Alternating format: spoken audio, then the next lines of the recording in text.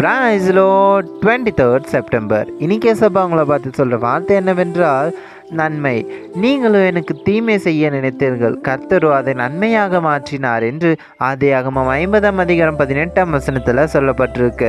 உங்களுக்கு எல்லாருமே தீமை செய்கிறாங்களா? அல்லது உங்களுக்கு தீமை செய்யணுன்னே ஒரு கூட்டம் இருக்கா?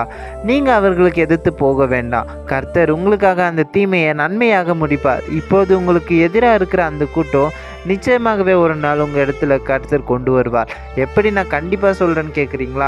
யோசேப்பு வாழ்க்கையில் அவங்க சொந்த சகோதரர்கள் அவனை ஒதுக்கினாங்க மற்றும் தீமை செய்தாங்க. ஆனால் யோசேப்பு அவங்களுக்கு எதிராக எந்த குற்றத்தையும் செய்யலை.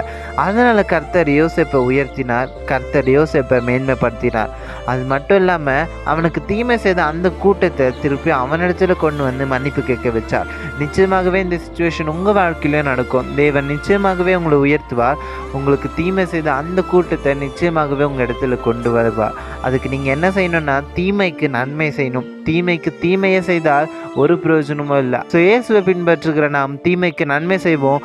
தீமையை அவர் நன்மையாக மாற்ற வல்லவராக இருக்கிறார். ஸோ அவரையே நோக்கியிருங்க. உங்களோட துக்க நாட்கள் முடிந்த போகும். நிச்சயமாக இயேசப்பா உங்களை மேன்மைப்படுத்துவார். Bye was with Jebaraj. Have a fantastic day.